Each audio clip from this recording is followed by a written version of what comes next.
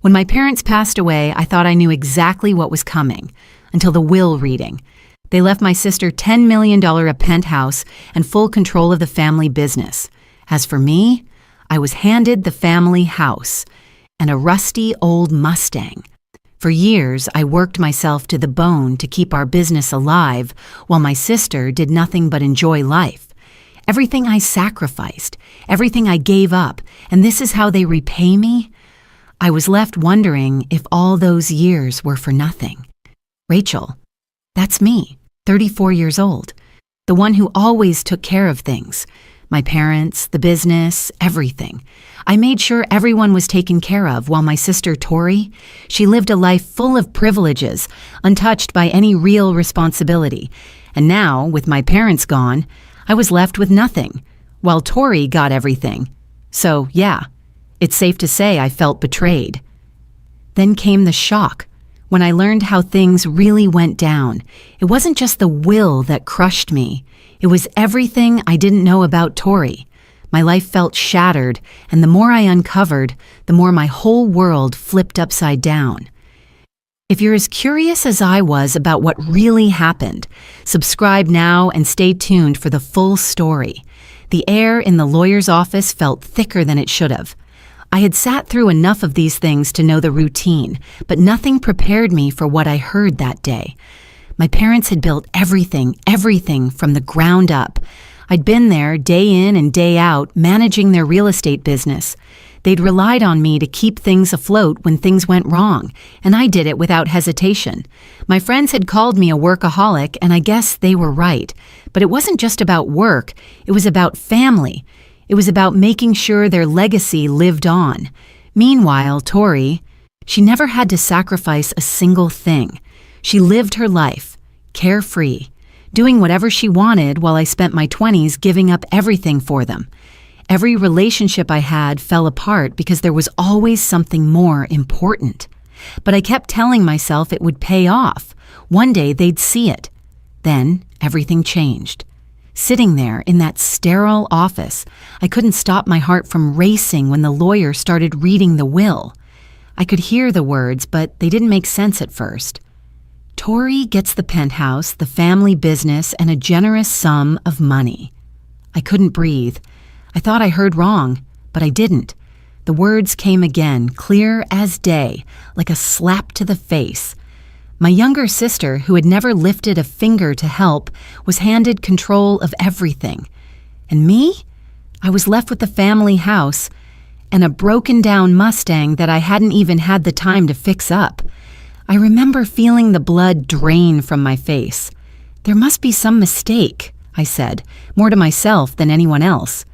My voice barely escaped my throat. The lawyer looked at me, his eyes soft, with pity. He knew. He knew what was happening, and all I could do was sit there, my hands shaking. I thought back to all those late nights I'd spent in the office, the months I missed out on living my own life, the hours I'd spent away from friends and family, thinking it would all make sense in the end. But it didn't. How could they do this to me? I whispered, barely able to hold back the tears. How could my own family, after everything I did, leave me with nothing? I wanted to scream, to demand an explanation, but I was too shocked, too numb. My mind raced. There had to be something more.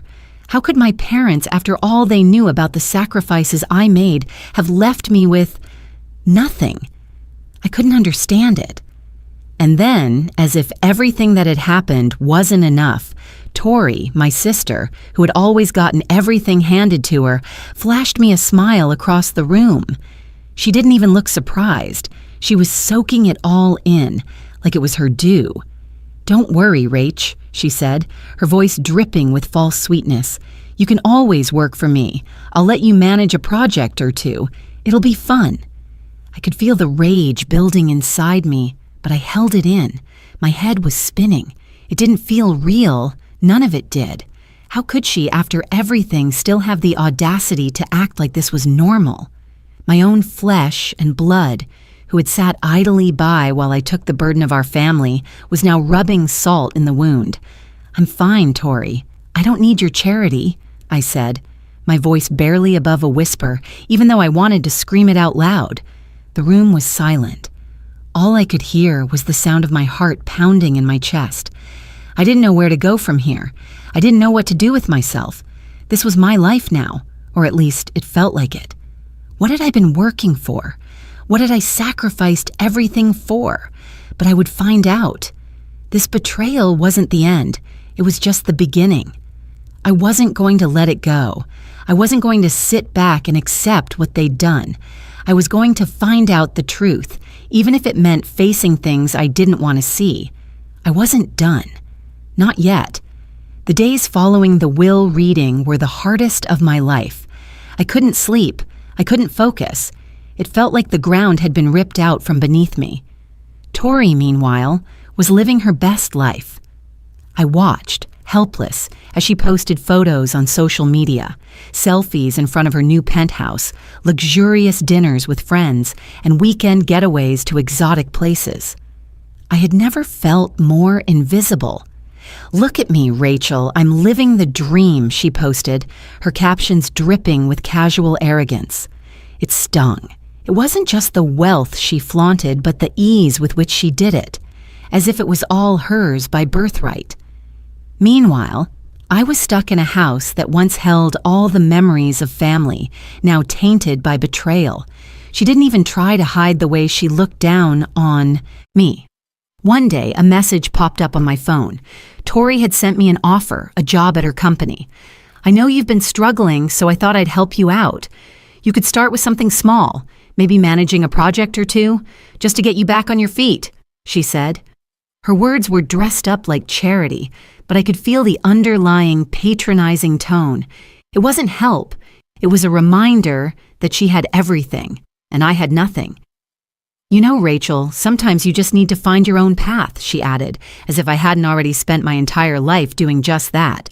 The more I thought about it, the more I realized how little she truly understood. I had spent years building something for the family. My parents had always said I was the responsible one, the one who took care of things. But now, after all I had sacrificed, it felt like I was nothing more than an afterthought.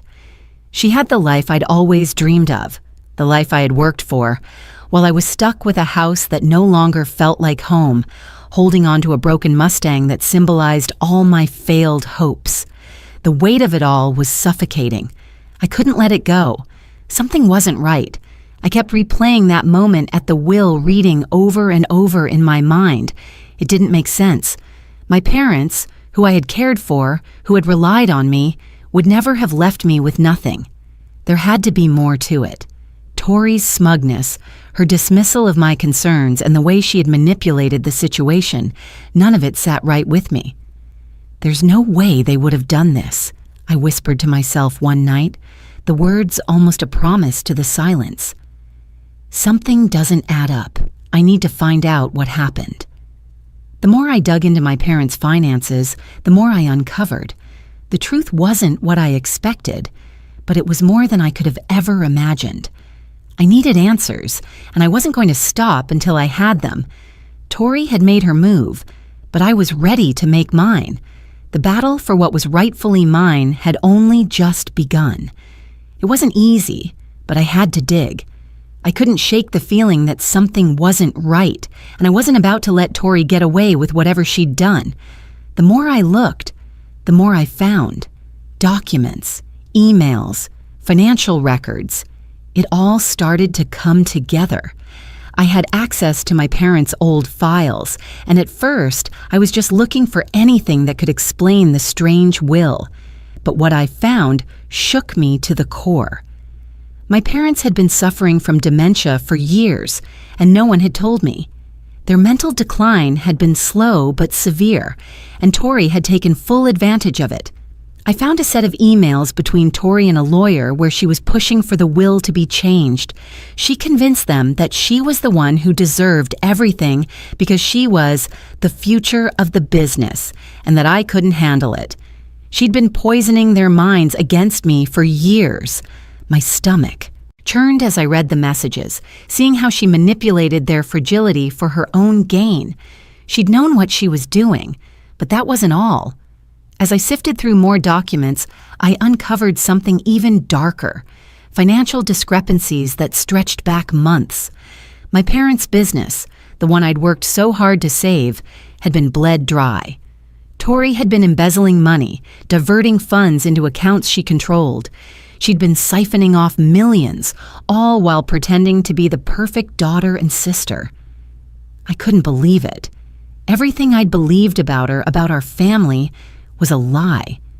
She hadn't just manipulated my parents' will, she'd been stealing from them and from me for years.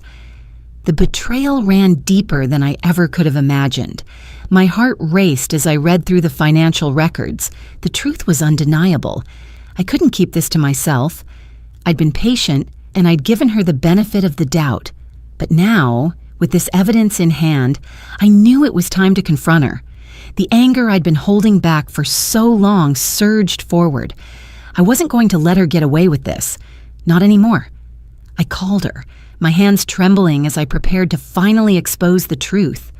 "Tori," I said, my voice steady but full of fury, "I've got the proof. You're going down."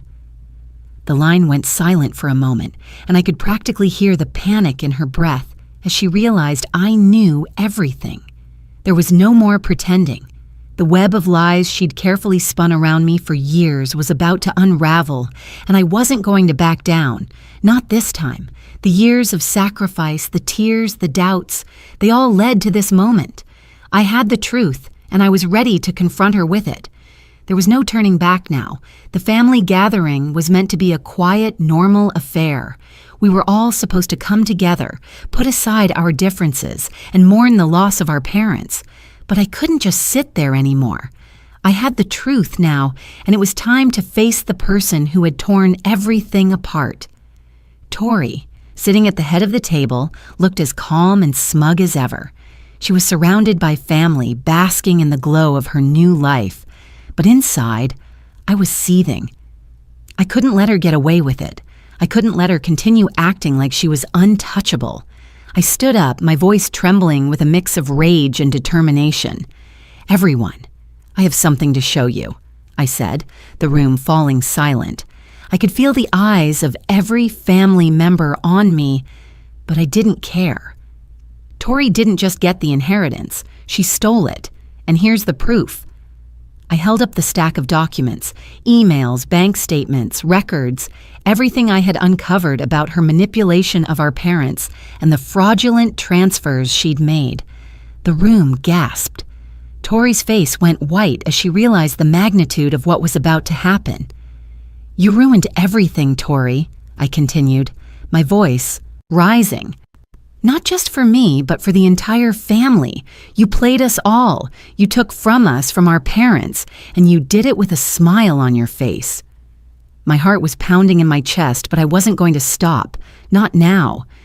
"You've betrayed all of us. You'll never get away with this." The anger, the years of frustration, it all came pouring out in that moment. I could see the shock on everyone's face as they looked from me to Tori. But it wasn't just shock. It was disbelief. No one had known. No one had suspected. And now, the truth was out. Tori tried to defend herself, but her words were nothing more than stammers. "This isn't what you think, Rachel," she said, but there was no conviction in her voice. "I didn't do this. This is all a misunderstanding." But it was too late for her lies. The evidence spoke for itself, and there was no escaping it now. The room was heavy with silence, the weight of the betrayal settling over us all. Tori's face twisted in anger as she realized that her lies had caught up with her. Then the door opened. I hadn't expected it, but the police were there, called in by some of the family members who had been too stunned to act earlier. They'd been watching, listening, and they had seen enough. I could hardly believe it when they placed Tori under arrest. "Tori, you're being arrested for elder abuse, fraud, and embezzlement," one of the officers said, his tone flat. Tori's world crashed down in an instant. The smugness evaporated from her face as the handcuffs were placed on her wrists. She was being stripped of everything, her wealth, her power, her reputation, and there was nothing she could do to stop it. She opened her mouth, likely to say something else, but no words came. The humiliation was too much. I watched as they led her out, the once proud woman who had thought she could get away with it all, now a shadow of herself. It was over. Tori was going down, and the family was finally going to know the full extent of her betrayal. As the police car pulled away, I felt a weight lift from my shoulders. It wasn't over yet, not for me, but for the first time in a long time, I felt a sense of peace. The truth had been exposed, and no one could deny it anymore. After everything that happened, I had to pick up the pieces. I couldn't let the mess Tori had left behind define me, and I couldn't sit around feeling sorry for myself. I had to rebuild, not just for the family name, but for me. I started from scratch. No trust fund, no penthouse, no handouts, just me, my skills, and a deep desire to prove I could do this. I decided to go into real estate on my own terms. I'd always loved the business, and I had the experience, but this time, there would be no one else's expectations, no one else's control. It was all on me, and I was determined to make it work. I had some connections from the years I'd spent in the industry, but no one was handing me anything. I had to earn every deal, every client. It wasn't easy. There were sleepless nights, moments where I questioned myself, wondering if I was making a mistake. But I kept pushing. I kept going, because I knew this was my chance to prove that I wasn't defined by my past mistakes or by what anyone else thought of me. And slowly but surely, I started to build. The clients came in, the deals started to close, and with every success, my confidence grew. I was becoming who I'd always known I could be. In those early days, it wasn't just about proving the world wrong. It was about proving something to myself. I can do this. I am worth this, I kept telling myself. Every deal, every contract signed felt like a small victory. It wasn't just about revenge. It wasn't about making Tori pay for what she had done. It was about showing myself that I had the strength to start over, that I could create something real, something meaningful. It wasn't about her, I realized one evening, sitting in my small office staring at the deals I had just signed. It was about proving to myself that I could build something greater, something real. In that moment, I felt a sense of peace, something I hadn't felt in years. The weight of everything Tori had done to me started to lift, replaced by a quiet sense of pride. I had done this. I had rebuilt my life on my own terms. Meanwhile, Tori's life was unraveling. The life she had built with manipulation and lies started to crumble. The luxury penthouse, the high-end dinners, the brand new cars, everything she had flaunted for so long was slipping through her fingers. Her social media posts, once filled with boastful pictures of wealth and success, now became a desperate plea for help. "I'm so sorry. I never meant for it to get like this," she wrote in a long post one night, her words tinged with panic. "If anyone can help, please, I need it." But it was too late. The people who once admired her turned their backs. Her marriage fell apart as her husband left her without so much as a word. The trust she had built with her friends and business associates evaporated, leaving her isolated. It was a humbling fall, and as much as I hated to admit it, part of me couldn't help but feel a sense of satisfaction. Not because I wanted to see her suffer, but because she had to face the consequences of what she had done. She had destroyed everything, and now she was left with nothing. I kept my distance, focused on my business and my growth. It wasn't about watching her fall. It was about me standing tall. Tori had made her choices, and now it was my time to rise. It had been years since everything had fallen apart, and in that time, I had rebuilt my life, my business, my confidence, and my purpose. I had worked my way up in the real estate world, becoming a respected figure in the industry. But it wasn't just about success anymore. I had a bigger goal now, to use my achievements for something greater. That's why I decided to host a charity gala to raise awareness about elder abuse, something so close to my heart after everything with my parents. The night was a celebration of everything I had fought for, and it was also my chance to give back. The event was packed with industry leaders, philanthropists, and advocates, people who shared my vision for making a difference. As I stood at the podium, addressing the crowd, I realized just how far I had come. This was my moment, not just to show my success, but to prove to myself that I was more than what Tori had tried to make me believe. I wasn't just a product of my past. I had transformed, and I was stronger than ever. But just as the evening was reaching its peak, I heard a familiar voice. "Rachel, please wait." I turned to see her standing at the entrance. Tori. She looked different, older, and much less confident than the woman who had once dominated our family's world. She was dressed in a simple, plain dress, no longer the high-powered woman I remembered. Her presence at the gala was as out of place as her desperation. "Please, Rachel," she pleaded, walking toward me. "I've lost everything. I'm sorry for what I did. Can't we start over? I know I've made mistakes, but I've changed. I just want you back in my life." The words hung in the air, thick with regret. For a moment, I felt something. Maybe it was pity, maybe just the echoes of the past, but it didn't last long. I had worked so hard to get where I was, not just professionally, but personally. Tori's apology felt like too little, too late. I took a breath, steadying myself before I spoke. "You made your choices, Tori," I said, my voice calm but firm. "You destroyed our family. You took everything from me, everything I worked for, and I can't fix that. I'm sorry, but it's over.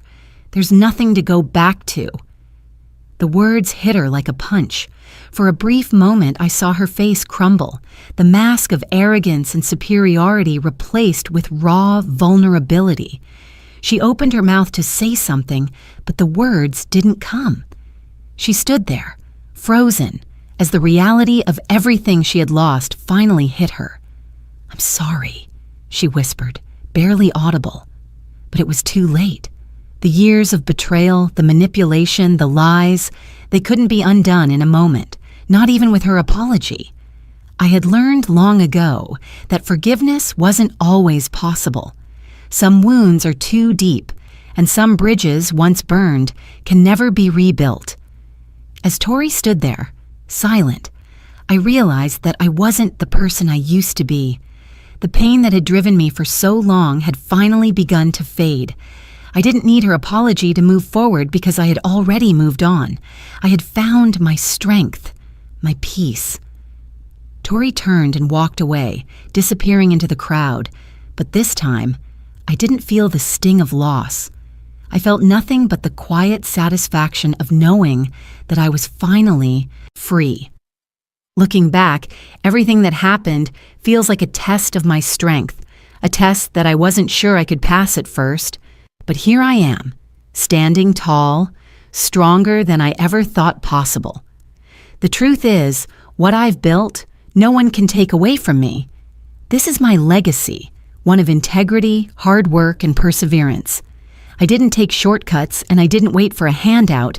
I fought for every inch of success, and in the end, I found the strength within myself to rise from the ashes. The family I once thought I had, the business I thought I would inherit, it all slipped through my fingers. But what I have now is more than that. It's something far more valuable. It's something that can't be taken, stolen, or destroyed. This is mine, earned and built through years of sacrifice and determination. It wasn't about the money or the property. It was never about proving something to my parents or to Tori or to anyone else. It was about finding my own path and finally understanding that my worth isn't tied to anyone else's actions or approval. It's not about being the person others want me to be. It's about being true to who I am, no matter how hard that truth may be. And I made sure I never lost sight of that. In the end, I didn't need Tori's apology to heal, and I didn't need anyone's validation to feel successful. What mattered was the journey, the growth, the lessons, and the strength I discovered within myself. So now, I want to hear from you. Do you think Rachel was right to expose her sister? What would you have done if you were in her shoes?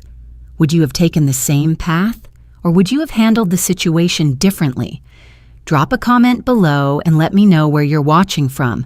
I'd love to hear your thoughts. And if you haven't already, make sure to subscribe for more stories like this.